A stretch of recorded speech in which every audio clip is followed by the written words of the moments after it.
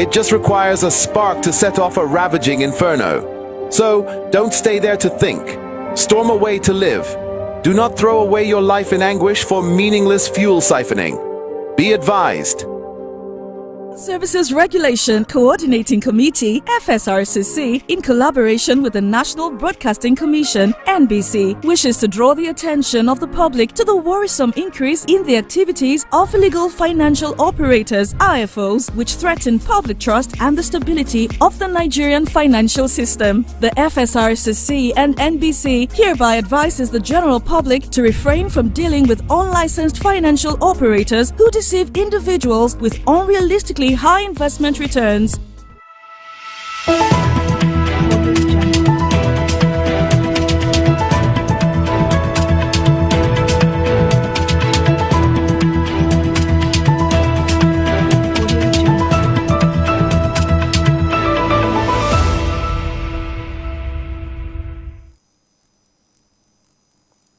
Welcome to the broadcast of News Hour on Some TV, the pulse of the nation.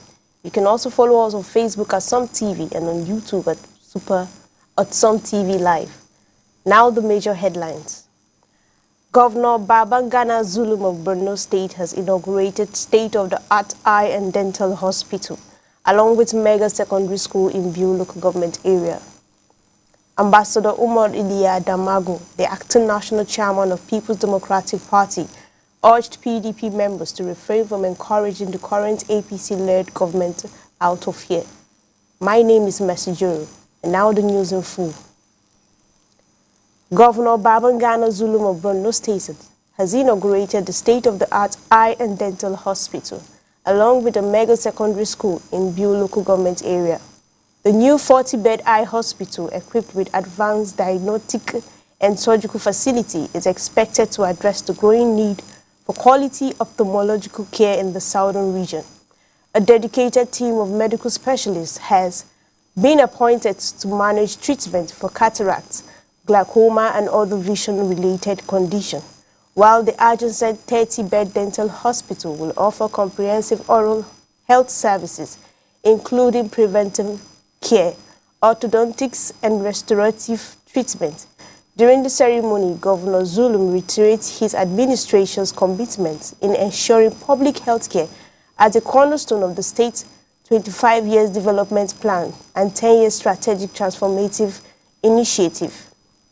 He announced that 15% of the state's budget has been allocated to the health sector for the fiscal year 2024 and 2025 to improve service delivery and infrastructure.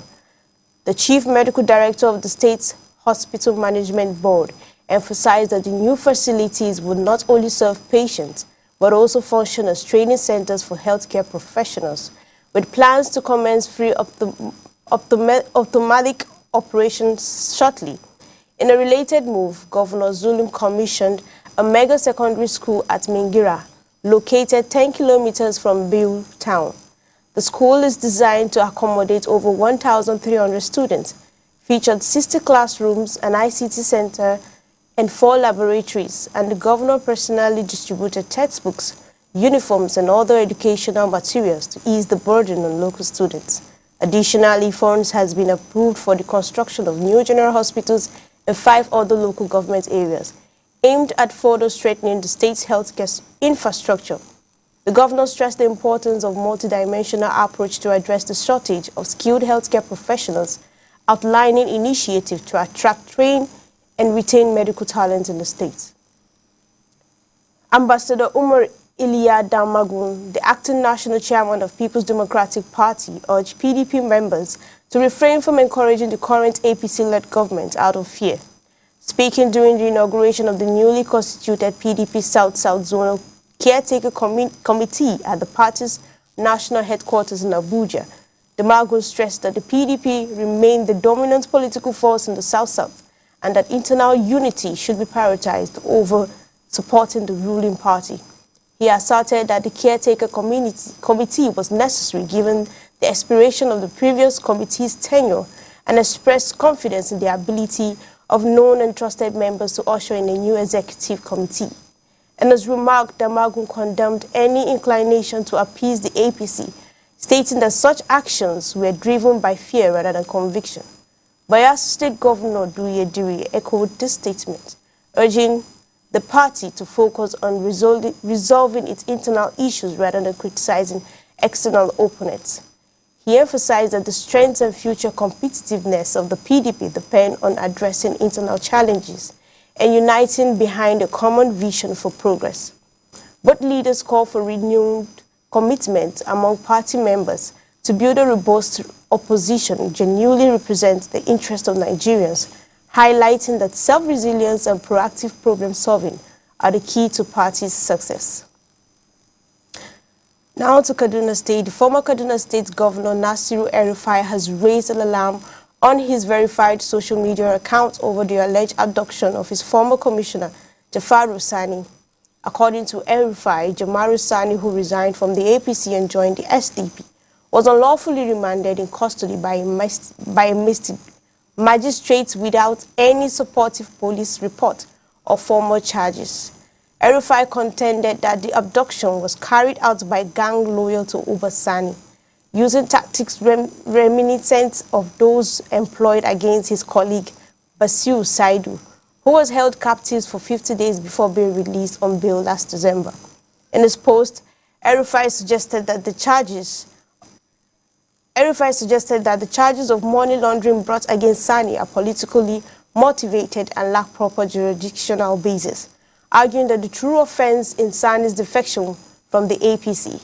He criticized compromised judicial officers for their role in the incident and warned that those responsible would eventually be held accountable. The Kaduna State government are yet to comment on the allegation, leaving questions about the broader implication for political dissent and judicial integrity in the state. Still from Kaduna State, the chairman of the Kaduna State chapter of Algon, Honorable Jamilu Albani, played strong support for the governor Uba Sani during the iftar dinner held on Wednesday. Albani affirmed that all local government chairmen in Kaduna State are committed to reciprocating the political goodwill extended by the governor, a gesture that contributed significantly to their electoral success.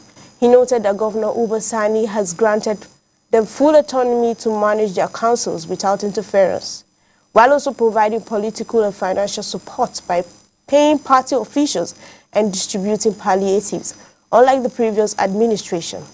Albani promised that come 2027, their collective support will ensure a decisive victory for the governor and warned that any political opponents would face a severe defeat.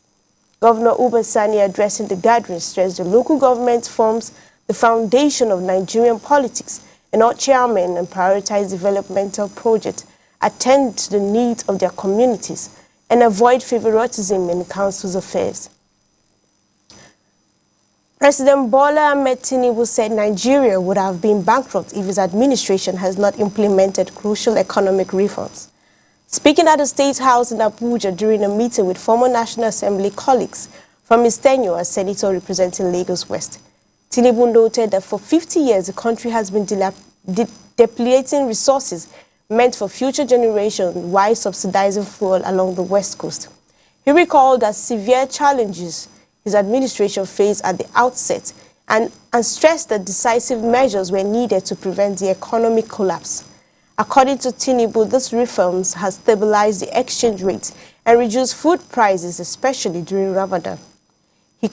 He credited the collective support of Nigerians and steadfast adherence of democratic principles as key drivers of the country's turnaround.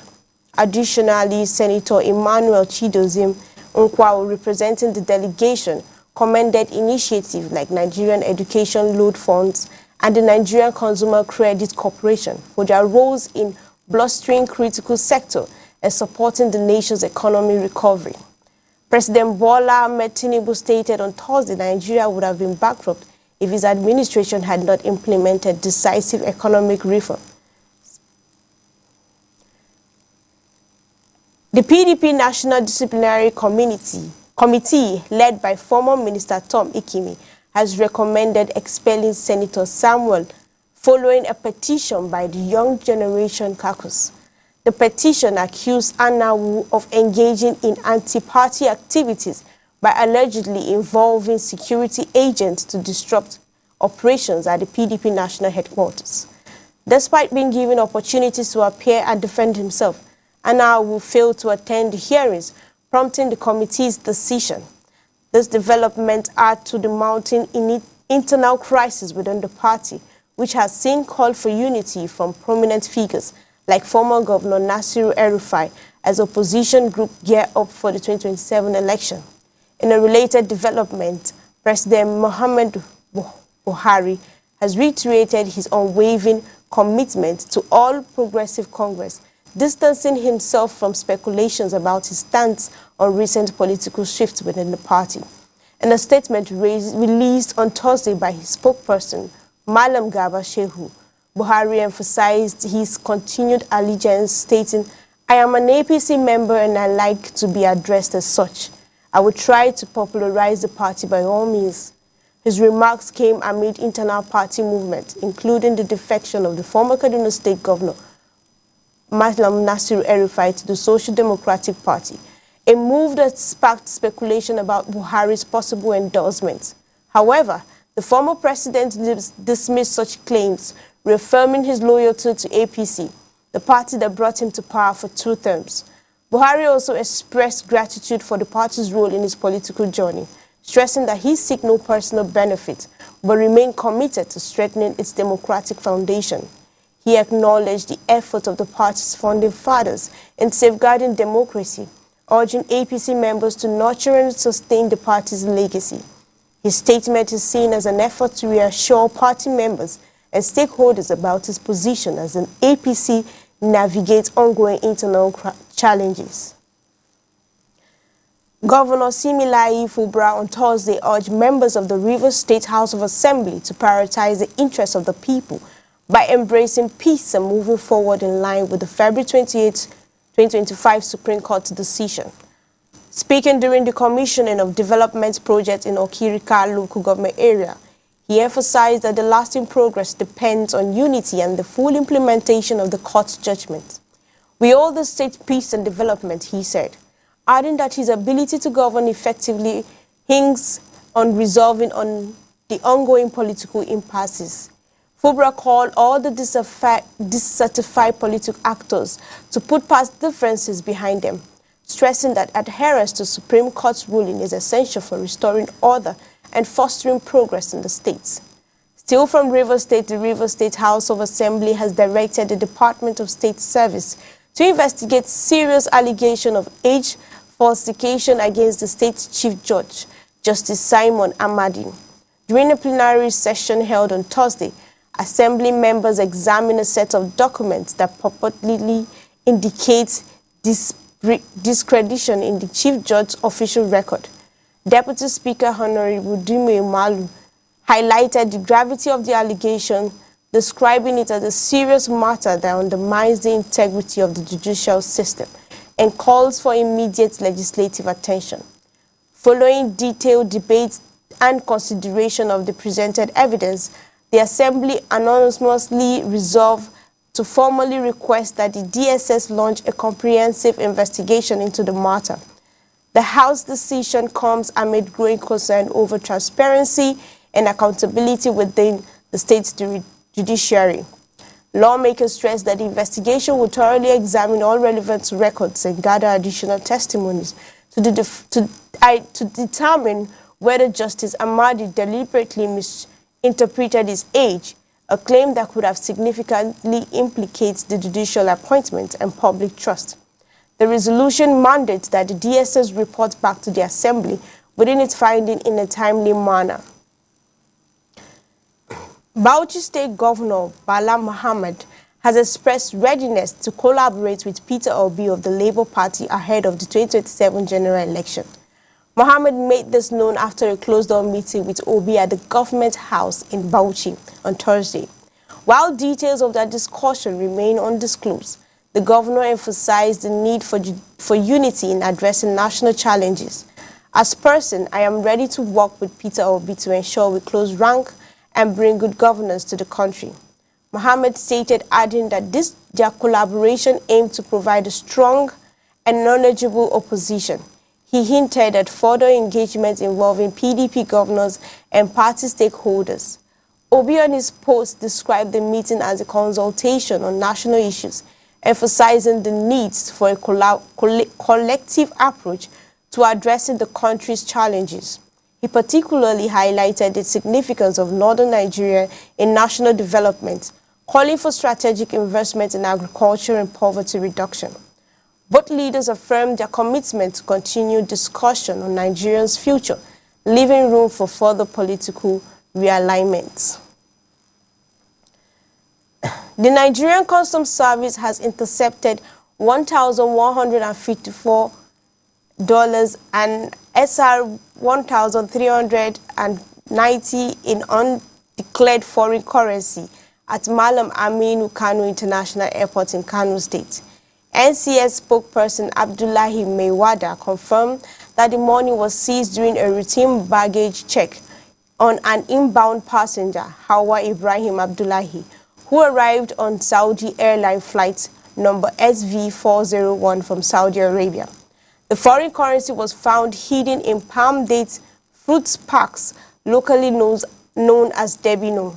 Maiwada emphasized that the interception aligns with the NCS commitment to enforcing financial regulations and combating illicit financial flows. The suspect and the seized currency has been handed over to Economic and Financial Crime Commission for further investigation. A court has since convicted the defendant and ordered the forfeiture of the undeclared money to the federal government under the Money Laundering Act 2020. The NCS reiterated that all travelers must comply with currency declaration laws, warning that non-compliance carries severe penalties. It pledged to continue working with government agencies to strengthen border security and safeguarding Nigeria's economy. We'll be taking a short break now. Stay tuned with us.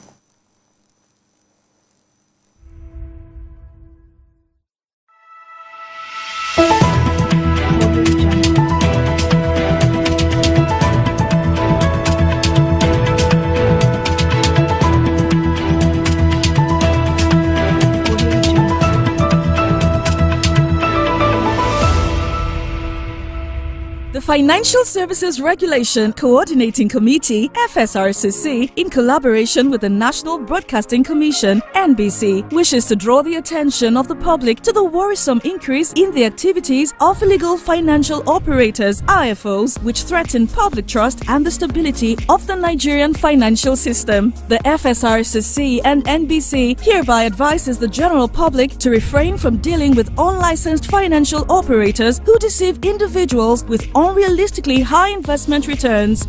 Make sure to verify the licensing status of such companies and schemes on this website. To report any suspicions of illicit financial activities, call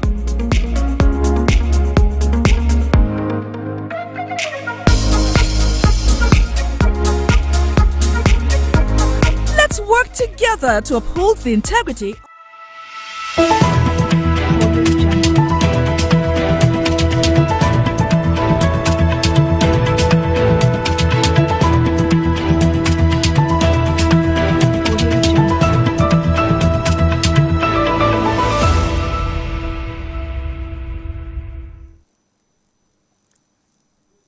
Welcome back.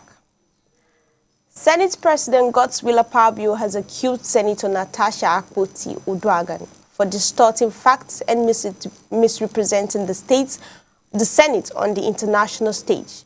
Akpoti-Uduaghan, recently suspended for 6 months over alleged misconduct, reported her case to the United Nations Interparliamentary Conference in New York, alleging victimization, sexual harassment, and abuse of office by Akpabio. During Thursday's plenary, Akpabio criticized her for misinforming the international community, stating that her narrative differed from the actual Senate proceedings. He acknowledged Kafilat Ogbara, a federal lawmaker, for clarifying the situation to the foreign media. Akpabio noted that while Akpoti initially brought her complaint to the Senate, she later took it to court and then to the global stage. A move he warned could distort the inclusion of women in key political positions. Following a vote of confidence from his colleagues, Akpabio urged senators to remain focused on their legislative duties and avoid distractions. In a related development, the Nigerian senators reaffirmed that the suspension of Senator Natasha Akpoti was due to misconduct rather than her allegation of sexual harassment against Senate President Godswill Akpabio. This position was conveyed to the UN Inter-Parliamentary Union by the chairperson of the House of Committee on Women Affairs and Social Development, Kafilat Ogwara, who was resigned by the Senate President to represent Nigeria at the event. Ms. Ogwara read a statement from the Senate Majority Leader, Opeyemi Bamidele, emphasizing that Mrs. Akpoti Uduaghan was suspended for gross misconduct and unruly behavior, and not as a consequence of her accusation against Mr. Akpabio. The Senate letter clarified that her suspension stemmed from repeated violation of the Senate's standing orders. The controversy began on February 20 when Mrs. Akpoti challenged the resignation of her Senate seat without prior notification. During a plenary session, she attempted to speak from her former seat but was not recognized by Mr. Akpabio. In response, she openly declared, "I am not afraid of you." The situation further escalated as Chief Whip Tamar Monguno explained that the seating adjustments were necessitated by lawmakers, including Ned Nkwonkwo, who had defected from PDP to APC. Ms. Akpoti Uduaghan insisted that Senate rule required her to be notified before any seat reassignment. She later appeared in an interview on Arise TV where she accused Mr. Akpabio of sexual harassment and claimed she was being targeted for rejecting his alleged advances. Following this event, the Senate Ethics Committee, led by Neda Imarsun, recommended a 6-month suspension from Mrs. Akpoti Uduaghan. The decision finalized on March 6 also included the withdrawal of her salary, her legislative aides, salaries, and security details. That's all for the edition of the News Hour from Super Media Television. You can also follow us on Facebook at Sun TV and on YouTube at Super Media TV. I am Mercy Joro. Goodbye for now.